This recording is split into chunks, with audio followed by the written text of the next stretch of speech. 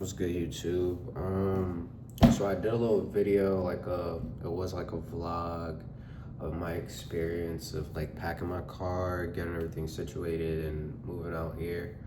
And I ended up scrapping all of that just because that's not, I don't know. I feel like that's not really the content I'm really trying to go for. It's more so I'm trying to really focus on documenting the self-growth journey, and maybe within my experiences, it can help somebody that comes across this video. And the topic I really wanted to get into that's really sitting with me heavily in my life right now is walking through the doors that God opens for you and being able to be ready for those seasons. And it generally does take a lot of work, and I kind of wanted to use a few pieces of scripture and use that as my talking points and kind of, relate to it and share my thoughts with it. And hopefully it can resonate with somebody and it helps you along your journey with trying to get closer to God, as well as growing and trying to get better each and every day. And the first one is in Proverbs chapter 3, verse 3 to 6. And it says, "Let not steadfast love and faithfulness forsake you. Bind them around your neck, write them on a tablet of your heart, so you will find favor and good success in the sight of God and man. Trust in the Lord with all your heart and do not lean on your own understanding. In all your ways acknowledge him and he will make straight your paths." And for me, that hits so deep, mainly because in life you have to shift your perspective on how your trials and tribulations affect you. And you'll have different seasons where it's really great, you're on that high pedestal, and there'll be those seasons where you get knocked off that pedestal, and how you respond is so big. And I really feel as though in life you have to be able to have unwavering faith in order to see that long-term goal, because sometimes it doesn't feel like you're in a room of light. It just feels like you're just trapped in a box of darkness in a sense. And for me, it's just going through life and going through the hardships that I went through. I was really able to find light when leaning on God, and that's really got me through so much. And even when it doesn't feel like you're going through something, you can still look a little bit inner, like a little bit deeper within yourself, and you could still find small things to work on and try to be your better self. Because you're not, like, being your best self is an ongoing journey that you should never be satisfied with. And once you start allowing complacency to consume you, you'll never be able to get to your best self, and you'll never be able to provide to society the best way that you possibly can. So for me, all the Proverbs hits. I would recommend that for any young individual or anybody that's just looking for a sense of wisdom and guidance and learning how to be a good steward of so many facets of your life. The book of Proverbs is one of none.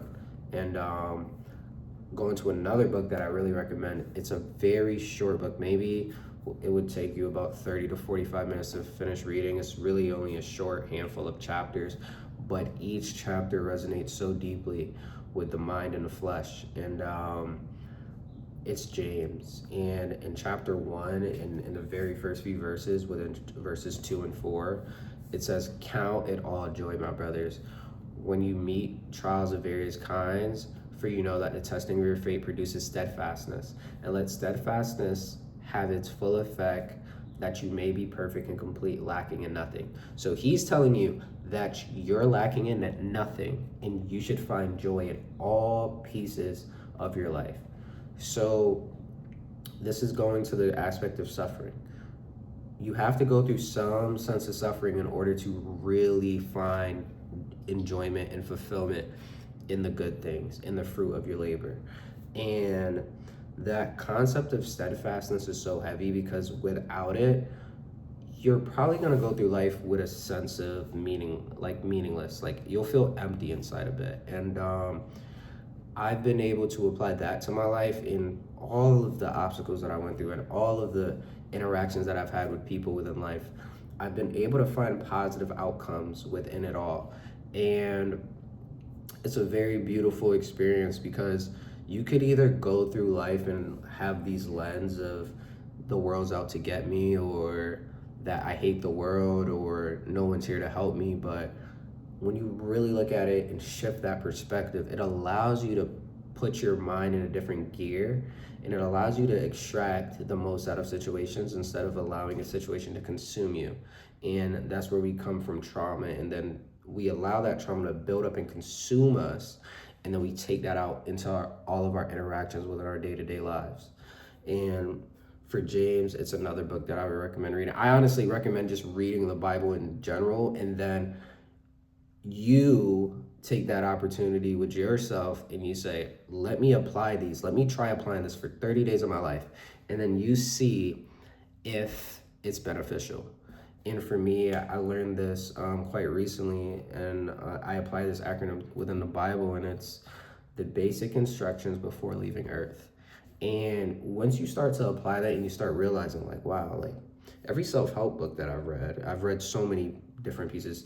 For example, I'm blanking right now because King just started scratching, but for example, give me a little second.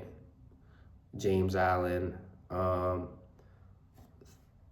Wow, I'm really blanking right now. Give me a second. Give me 1 second. For example, Marcus Aurelius, Meditations. Another one, The Art of Thinking Clearly. The Psychology of Money. James Allen, As a Man Thinketh. There's so many, as well as The Game of Life and How to Play It. And there's so many more. It's so crazy how I'm blanking right now. But all of those books I've been able to refer back to the Bible, and it's literally just emphasizing one category. For example, Atomic Habits. The Bible gives you so many examples of how training your flesh and training your habits allows you to build a life you want, and then you end up yielding fruit. And yeah, so moving on, because I'm not doing no edits. Like, that's never gonna be what this content is. This is gonna be raw. So if I blink, I blink. If I don't, I don't. If I get into that flow, I get into that flow. But the next Bible verse I wanted to kind of go on is actually something that I have tattooed on me. I don't know if you could see that, but it says Jeremiah 29:11, and I got this tattoo actually when I was 16, so it's been quite some time. And it's really straightforward, but it just kept me going throughout all my life. And I went through a lot from my personal experience, and I was able to just really, this is really what I leaned on so heavily. And it says, for I know the plans I have for you, declares the Lord. Plans to prosper you, not to harm you, plans to give you hope in the future. And just those few lines right there really just tells you everything you need to know. Like, don't worry about today. Don't worry about tomorrow. Don't dwell on yesterday. Just understand that if you lean into the plans that he has for you, that you're going to prosper, you're going to succeed, you're not going to fail. Like, he's all knowing. So why are you trying to figure out all of these solutions yourself? Just lean on him. Ask him for guidance, ask him for wisdom, ask him for the ability to have resilience when you go through your trials and your tribulations throughout your life. And that's just really what I've been having on my heart for so long. And thankfully, I just give all the glory to him. But it's just a really blissful experience, and it allows you to grow in such a unique way. And then you start questioning yourself, like, why is this, all of this just happening so perfectly? And maybe not at the time I wanted to happen, but it happened at the perfect time when it needed to happen. And you just understand God's grace is just so special, and you just have to be thankful for it. And that's why I've been sitting with that scripture for so long within my life. The next one that I wanted to get into is 1 Timothy 4:12, and that says, "Let not despise you for your youth, but set the believers an example in speech, in conduct, in love, in faith, in purity." And a lot of people mix this up in terms of how we decide to go about our self-growth journey, and we negate a lot of other facets of our life. And you realize the few words that are in those lines where it says speech, conduct, love, faith, and purity. All of those things are dependent on each other. You can't have love without having a pure heart. You can't have love if you don't know how to conduct yourself. You can't have love if you don't know how to properly communicate with people without putting someone down. And it's all talking about doing this in your youth.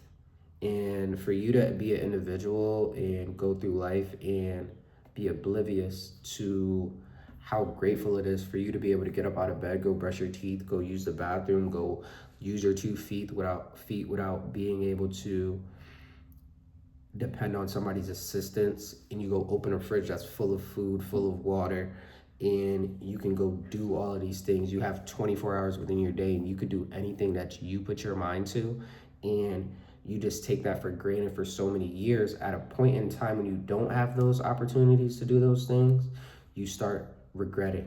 And why would you want to live life regretting anything? It's a new day, it's a new opportunity to win. All you have to do is just get 1% better every single day, and you're able to really build something that's really unique. And I was actually talking about this with a friend recently, and I made an analogy regarding to watering a plant. When you first water it, it's not going to start growing the first day, the second day, the third day. It takes time. You have to take care of it. It has to get enough sun. It has to get enough water. You got to give it its nutrients. And here's the thing. You might do everything that you thought was correct in that moment, and it still dies. And instead of walking away and saying, "I'm done, I'm not trying that again, I'm not doing that again," all of those lessons that you learned and all of those moments that you took to learn how to grow that plant, you use it again, and then maybe you realize, okay, let me tweak this a little bit, and then you do it properly the next time. That's all that this is. It goes back to steadfastness. You have to have unwavering faith in a long-term goal that you'll be able to gain a sense of salvation through endurance, resilience, diligence, in building these things that are talked about in Timothy, where you start realizing the world just starts revolving in a different way that you first saw it. And the sooner you do it, the sooner doors start to open up that you could actually walk into. And it's just a really great experience that I suggest anybody in this world to do it. And I'm not just talking about going into the gym. I'm not just talking about learning how to save your money. I'm not just talking about one facet of your life. I'm talking about real self-growth, looking deep within, looking at your habits, looking at what you think about all day. Write down on a piece of paper, what have I been thinking about the most? Put a bunch of different categories and just put a little check mark every single time you think about that. Do I think about social media all day? Do I think about Instagram Reels, TikToks, or anything that is a habit within your brain? What do you think about the most? And then you start to realize you're manifesting that. Manifestation and affirmations are very, very powerful. And what you feed your mind is what you're going to produce, because that's all your mind knows. And your mind wants to be in a familiarized space. So what you feed it is what you're going to get. And that's why you can't say, "I want to be a millionaire," and then you don't get the result and you're upset at the world. You have to apply yourself and reverse engineer. How can I get to where I want to be when I'm not there yet?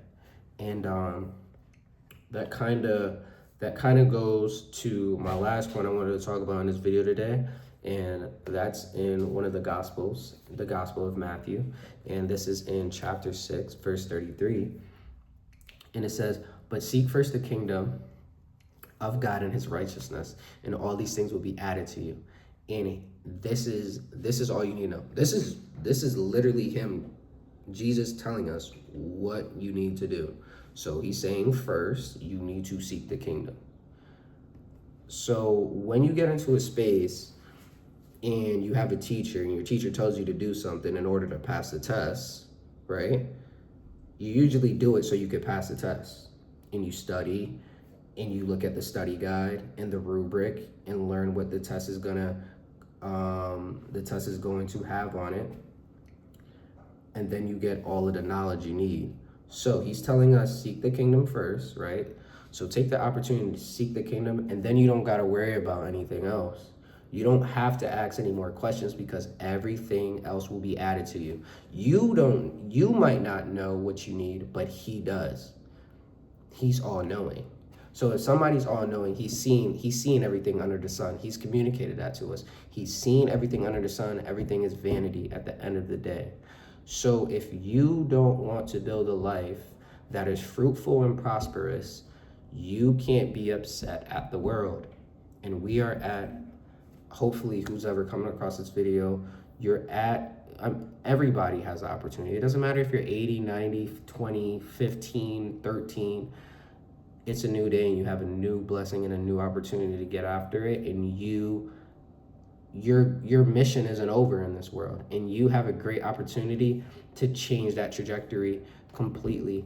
And it's just simply just having gratitude and realizing everything is a blessing that you get to do in this life, because there's somebody in this world that would love to trade places with you right now.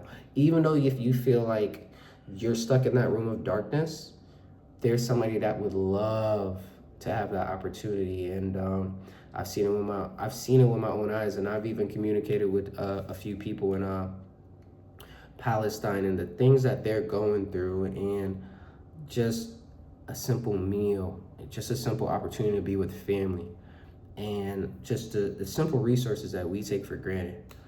You have an opportunity to really take that gratitude and carry that with you for the rest of your life, and just live life with a little bit more meaning and be a little bit more selfless.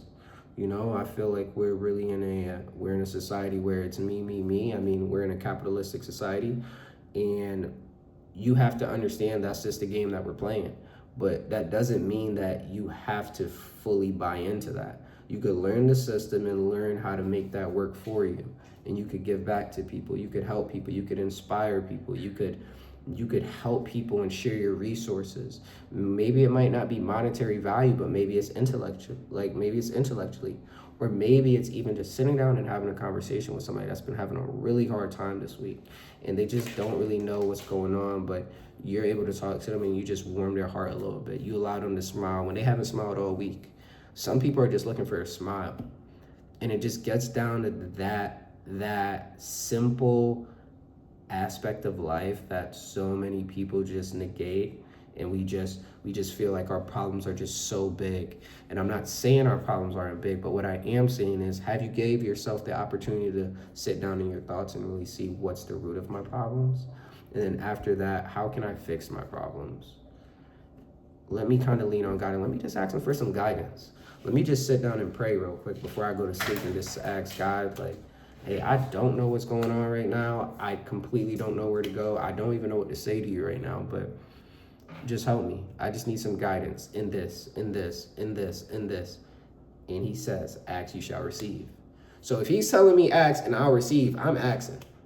I'm asking every single day, every single second, because I don't want to make a step without him. And I'm not saying you won't mess up. I'm not saying you won't hit a wall. I'm not saying you might not get what you want, but it'll be something beautiful and it'll be something fruitful. And I hope this video hits with somebody and it resonates with somebody, and because that's all I can ask for. And it just leads you a little bit closer to God, and you go pick up the word, and you have that opportunity with yourself to apply it to your life, and just see, hey, does this help? Hopefully some of these things that I cited throughout this video, you could go look on, and you could go read the whole entire chapter, and then you could kind of connect that with your life, reflect a little bit, and see how I want to start moving, how I want to start applying new things to my life. Because when I tell you the position I'm in today, I should not be. If I allowed society to tell me the position that I should have been, I wouldn't be where I am today. And the blessings that this is, I really get down on my knees at night and I really thank God for how graceful He is and how thankful I am for how He's watched over me throughout these years and just slowly navigated my steps to build a young man that I am today. And I'm so excited to see what I'm able to build, and hopefully whoever's watching this, you're building something really special as well, because I know I believe in you. I don't even have to speak to you right now to believe in whoever's watching this video right this second. I believe in you so much because God believes in you. He's put something on your heart to strive and be your best self, to be able to help bring other people to His kingdom and really just bear fruit and build something really unique and beautiful. And yeah, if anybody's getting to the end of this video, I just really want to say thank you for staying with me for about 21 minutes, because that's 21 minutes out of your day. But I really hope that something that I said within this video sat with somebody and it resonated with your heart, and it allows you to do a little bit more digging with yourself and, you know, grow. And lastly, what I want to leave everyone with is start journaling. Everybody has something so unique within their life that they're going through and they're experiencing. And if you feel like what you're going through isn't important enough, you're just looking at it from the wrong lens, because everyone's life is so beautiful, unique, and just worth putting on a piece of paper or putting in your notes or whatever that might be. Your thoughts are really, it's powerful. And just take that time to write down, just jot a few things. And yeah, again, thank you for everybody that comes across this video and gives us some time to watch. And I'd like to say I'm praying for you. I'm praying that you prosper and you really do well in life, and God watches over you and protects you and gives you all the guidance, all the wisdom, all the diligence, resilience, and the tools that you need to navigate throughout life and take those steps. And yeah, thank you again, and God bless.